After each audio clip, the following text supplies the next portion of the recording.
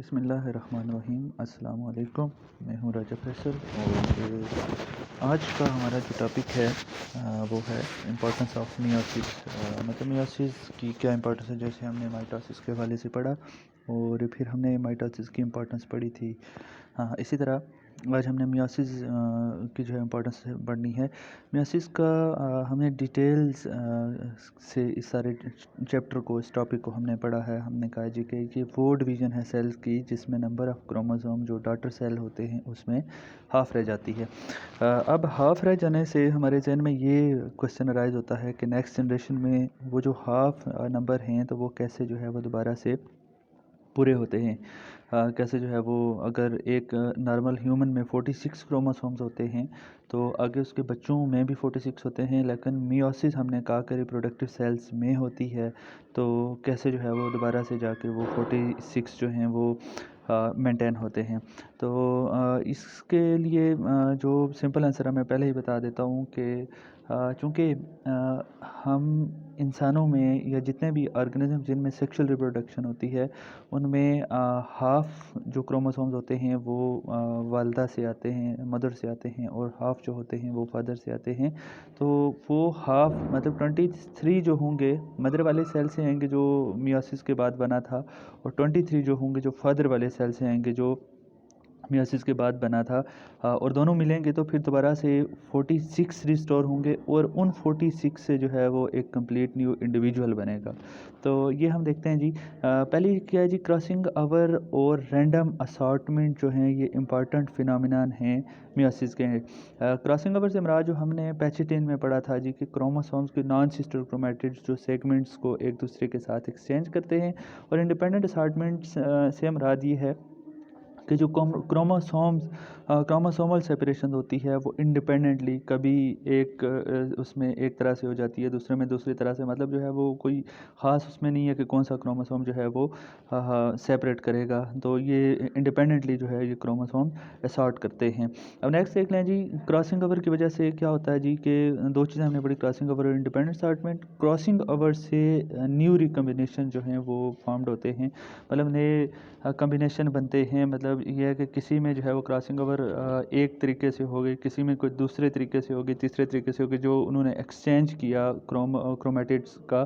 तो इससे क्या होगा जी कि नए रिकम्बिनेशन बनेंगे। फॉर एग्जांपल एक जो बहन भाई होते हैं उनके वालिदैन दोनों के सेम होते हैं, लेकिन जो है वो आगे जो बहन भाई होते हैं उनकी शक्लें, उनकी सूरतें जो होती हैं वो एक दूसरे से क्या होती हैं, टोटली तो हम नहीं कह सकते, रिजेम्बलेंस रूट होती है, लेकिन जो है वो 100% आइडेंटिकल नहीं होते। तो ये क्रॉसिंग ओवर की वजह से होता है। और इंडिपेंडेंट असॉर्टमेंट को आप देख लें तो इंडिपेंडेंट असॉर्टमेंट की वजह से क्या होता है जी कि वैरायटी ऑफ गैमीट्स, मुख्तलिफ़ किस्म के जो गैमीट्स होते हैं वो बनते हैं। गैमीट्स की इकसाम जो होती हैं, मतलब जो गैमीट्स आगे जो है जो हाफ़ नंबर वाले सेल्स होते हैं उनको गैमीट्स कहा जाता है। जैसे मेल में स्पर्म्स हैं और फीमेल्स में एग सेल्स हैं। अब देखना जी, these phenomenas cause variation which are important for evolution and individual specificity. For example, brother and sister have same parents but they have their own characteristics are not identical. अब इसका फ़ायदा क्या होता है जी कि जो हमने पढ़ा, जो एवोल्यूशन होता है नस्ल दर नस्ल जो है वो, जो तब्दीलियाँ आती हैं, जो इर्तिका का मरहला है, वो सारा इन्हीं दोनों जो है वो चीज़ों के ऊपर डिपेंड करता है, क्रॉसिंग ओवर के ऊपर और इंडिपेंडेंट असॉर्टमेंट के ऊपर। और दूसरा क्या जी कि जो इंडिविजुअल स्पेसिफिसिटी है कि आप सारे बहन भाई हैं, लेकिन ये है कि आप बहन भाइयों में भी क्या होता है जी कि जो डिफरेंसेस होते हैं, क्या होता है जी कि इनके करैक्टरिस्टिक जो बहन भाइयों के भी होते हैं अपने अपने होते हैं। फॉर एग्जांपल कोई ज़्यादा सफ़ेद रंग का होता है, कोई जो है वो मध्यम रंग का होता है, फिर इस तरह कोई आपका कोई भाई ज़्यादा लंबा होगा, किसी के बाल ब्राउन होंगे, दूसरे के नहीं होंगे, या कोई ज़्यादा ज़हीन होगा, दूसरा नहीं होगा। तो ये सारी चीज़ें जो हैं ये इंडिपेंडेंट असॉर्टमेंट और क्रॉसिंग ओवर की वजह से होती हैं। अब मियोसिस की वजह से देख लें जी आप यहाँ पे कि मियोसिस जो है वो सेक्सुअल सेल्स में मियोसिस होती है, और नंबर ऑफ़ क्रोमोसोम जो होते हैं, जो नए बनने वाले सेल्स होते हैं उनमें हाफ हो जाते हैं। Number of chromosome restored after male and female gametes fertilisation. अब मतलब मैंने पहले भी आपको बात बताई कि मियासिस के बाद नंबर ऑफ़ क्रोमोसोम्स जो होते हैं, जो डॉटर सेल्स होते हैं, वो हाफ हो जाते हैं।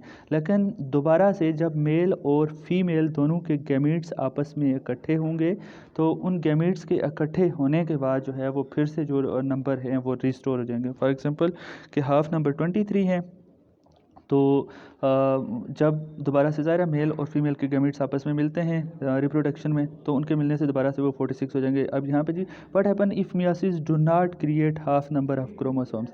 मतलब आपसे एक क्वेश्चन है कि अगर मियासिस के दौरान नंबर ऑफ़ क्रोमोसोम्स जो हैं वो हाफ ना होते तो क्या होता। सिंपली बात ये है कि फिर ये होता कि मेल के भी 46 आते, फीमेल के भी 46 आते, तो जो अगली जनरेशन होती उसमें जो है 92 क्रोमोसोम्स हो जाते। और अगर एक क्रोमोसोम नॉर्मली इंसान में 46 होते हैं, तो अगर 47 भी हो जाएं या 45 भी हो जाएं तो टोटली इंडिविजुअल जो है वो एबनॉर्मल हो जाता है। और अगर 92 हो जाएंगे तो इट मीन्स फिर वो सारे का सारा ऑर्गेनिज्म क्या होगा, एबनॉर्मल होगा।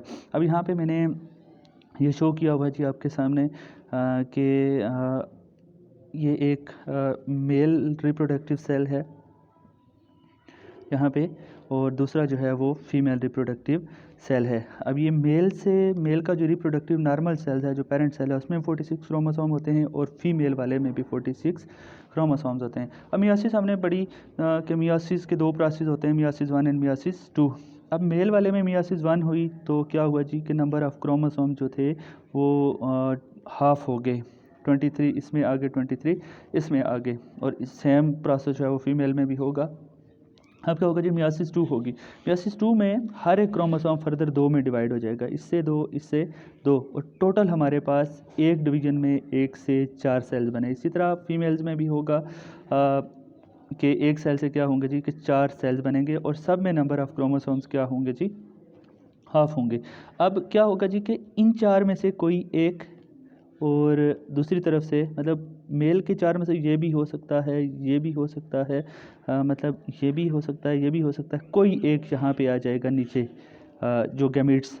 और इसी तरह फीमेल में से भी कोई, इन चारों में से कोई एक आ जाएगा। अब जब ये दोनों मिलेंगे 23 क्रोमोसोम्स वाले, तो नेक्स्ट क्या होगा जी कि जो अगली जनरेशन है उसमें 46 क्रोमोसोम दोबारा से क्या होंगे, रिस्टोर होंगे। अब जब ये आफ्टर फर्टिलाइजेशन जो रिप्रोडक्टिव सेल्स होते हैं उनको हम जाइगोट कहते हैं, और इस जाइगोट के अंदर दोबारा से जो नॉर्मल नंबर ऑफ़ क्रोमोसोम है, अब इसी वजह से हमारे कुछ करैक्टरिस्टिक जो होते हैं वो हमारी वालदा से मिल रहे होते हैं, कुछ होते हैं जो हमारे फादर के साथ मिल रहे होते हैं। आज तक के लिए हमारा टॉपिक कंप्लीट हो जाता है। कल इंशाल्लाह एक नए टॉपिक के साथ हाज़िर होंगे, तब तक के लिए इजाज़त दीजिए। अल्लाह हाफ़िज़।